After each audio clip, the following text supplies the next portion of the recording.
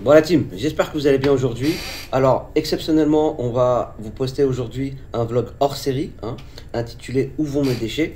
Comme vous le savez, avec CTBG, on s'est engagé sur une politique RSE, d'accord, sur différents canaux. Là, le canal qu'on va vous mettre en avant, c'est le canal de Élise, donc société spécialisée sur le traitement de déchets.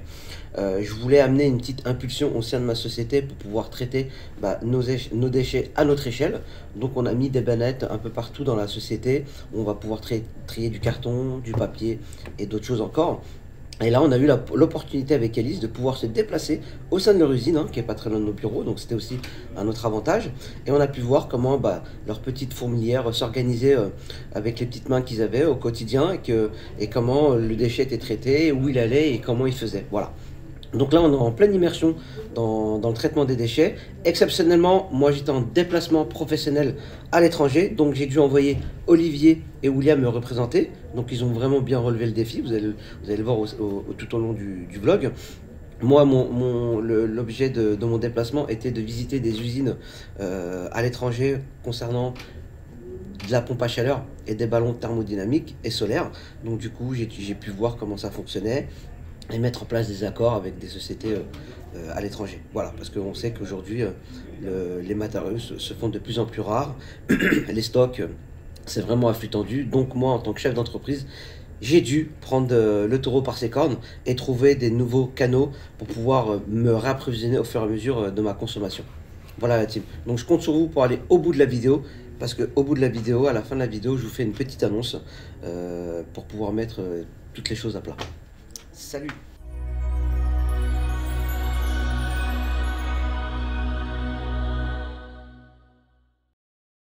Comment discuter avec Olive là? T'enregistres le son? Quoi? Tu nous entendais? Quand on discutait un peu dans le micro? Ouais.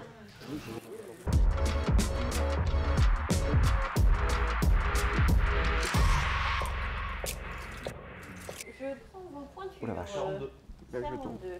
34,5 moi. Oh, coupe ta sonnerie toi. Non mais si on vous embêtez pas, moi elles sont renforcées devant. C'est vrai? Oui, elles sont sécurisées déjà. Elles sont aux normes. Oui, oui. Est-ce que ça c'est trop grand? Ouais, c'est pas grave, donc je peux... Ça c'est aux normes ça? Oui monsieur. C'est coquet. Non, ça Non. c'est pas aux normes. Bonjour, je suis Virginie, co-gérante de l'entreprise Utopia, franchisée Élise. Donc ici on est à Élise Sud Francilien. Donc le réseau Élise, c'est un réseau qui est présent sur toute la France avec donc des entreprises à la fois adaptées qui emploient des personnes en situation de handicap et des entreprises de l'insertion. Professionnelle, donc qui emploie toute personne éloignée de l'emploi. Donc Élise, c'est un réseau de collecte et de tri de déchets. On vous suit. Je vais vous donner des Bon, allez-y, à tout à l'heure. À tout à l'heure. Allez-y. Hop, allez chercher vos casques, messieurs. Quel casque, voilà. Vous aussi, hein.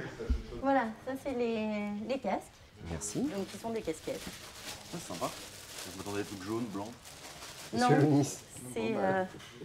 Merci. Oh, puis en plus elle est pile poil à ta tête. Parfait. À ta taille, pardon. Wow. Je m'étais dit, je prends pas de casquette aujourd'hui. Merci, Si, je c'est savais. obligatoire.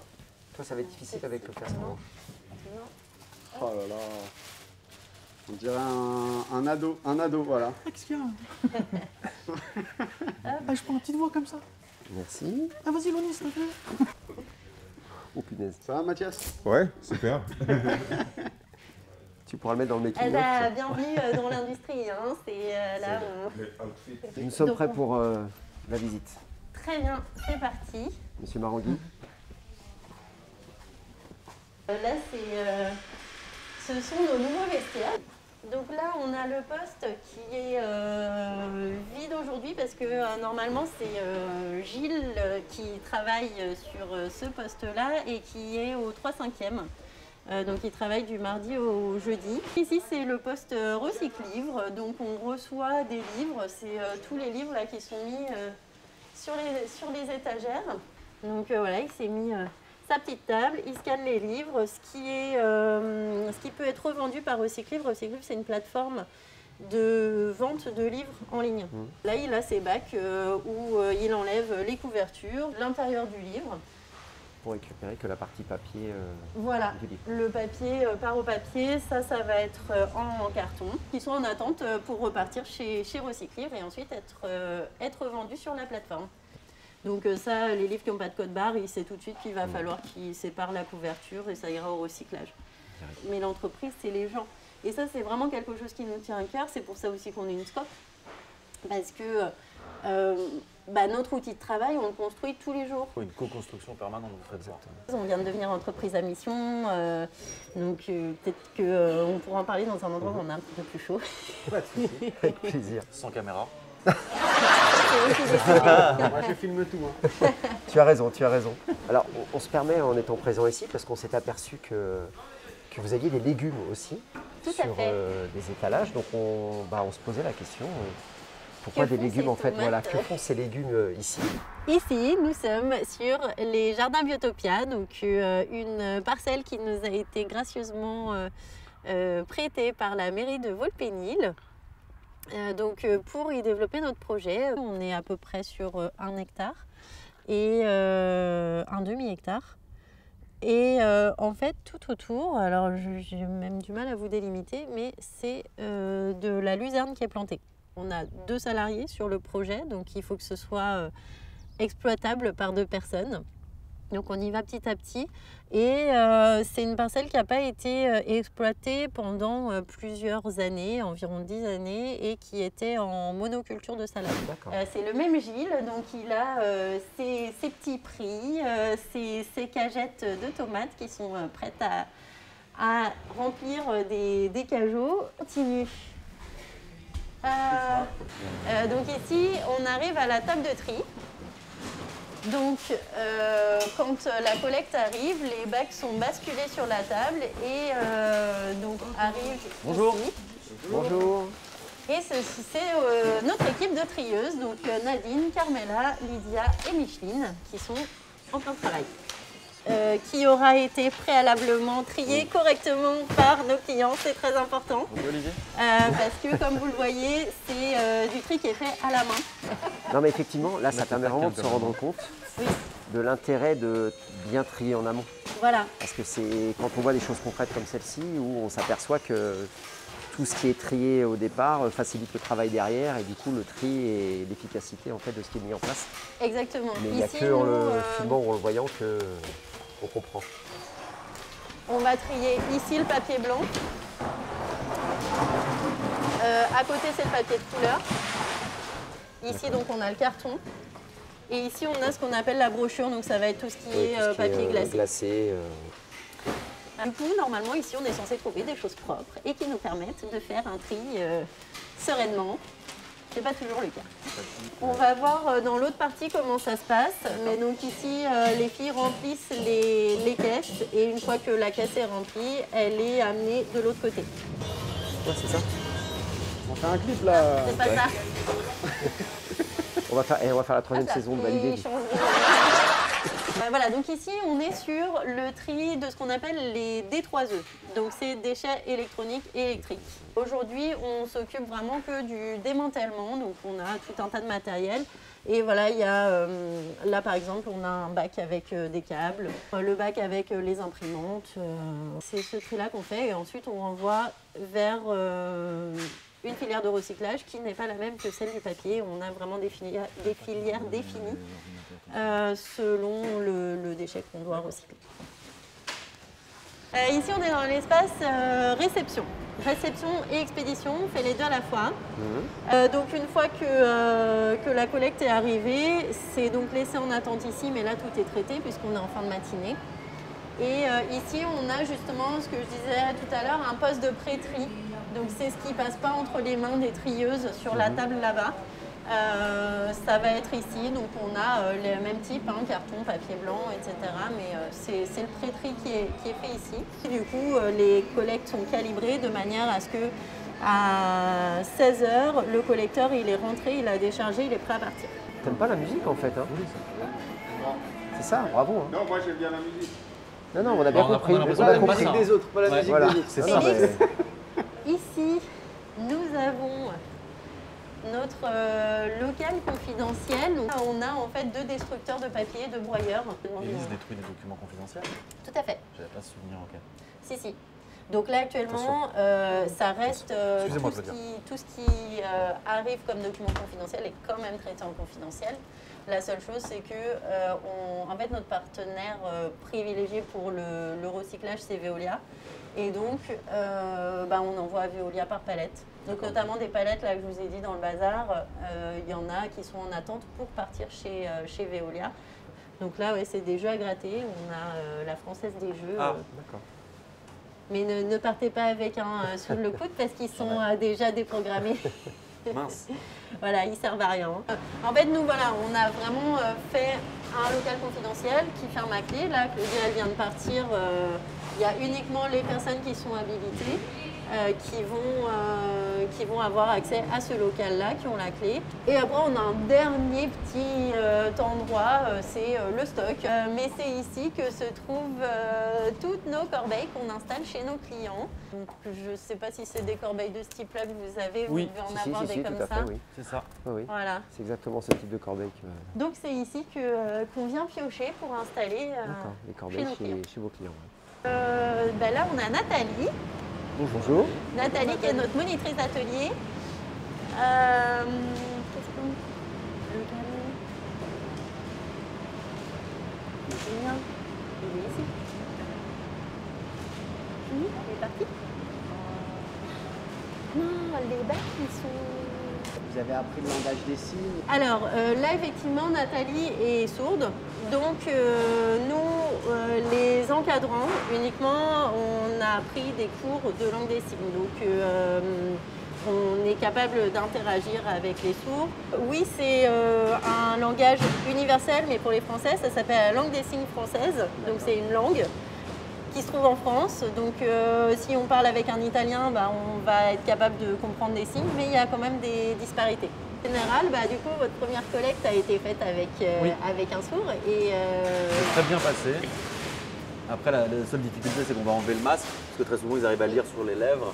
Donc, on parle doucement. On avait appris à dire bonjour et merci à plein de collaborateurs de l'entreprise. Et il n'y a pas de collecte à la source chez nous. On prépare, il vient récupérer le conteneur. Et en général, voilà, ce sont des entreprises où on se sent mieux. Alors bon, après, ça ne s'applique pas à tout le monde. Il y a des personnes pour qui ce type de modèle ne convient pas du tout. Ils ont besoin d'être plutôt guidés, plutôt driver, attention, tu fais ci, comme ça, à telle heure. Mais il y a toujours des éléments comme ça qui ont besoin d'être cadrés, comme vous dites. Voilà. Après, on en a aussi. Hein. Mais c'est vrai que... Comment? Qui? Tu parlais de qui? Pour les cibler comme ça directement, les nommer? On verra ça vas-y, ensemble après. regarde les pieds, vas-y. Aussi, t'as dit aussi. Ouais, je voulais pas dire, mais aussi de Noaderie. Mais la base, elle est quand même sur l'échange, le partage et l'avancement ensemble, sans fliquer, entre guillemets, si je peux utiliser ce terme, qui que ce soit. On vous invitera à déjeuner. Ah, je vous conseille. J'ai lu le menu, je me suis dit que effectivement. Je vous enverrai celui de cette semaine. Ça intrigue, hein. C'est les chaussures de sécu, ça rajoute du poids. On enlève au moins 5 kilos. Je vais lui demander s'il veut bien qu'on le filme. Voilà. Donc le camion arrive ici, le collecteur décharge ses bacs avec la personne qui est chargée de la peser.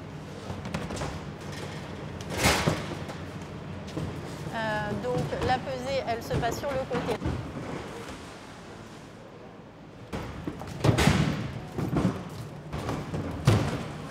On voit tout et n'importe quoi dans des poubelles, soit du recyclable dans le non recyclable ou du non recyclable dans le recyclable, ce qui fait qu'une fois que c'est mélangé, on ne peut plus rien en faire. C'est faire. ce qu'Olivier me disait, ils nous demandent de faire attention, mais eux-mêmes ne le font pas. Regarde William, il m'a montré.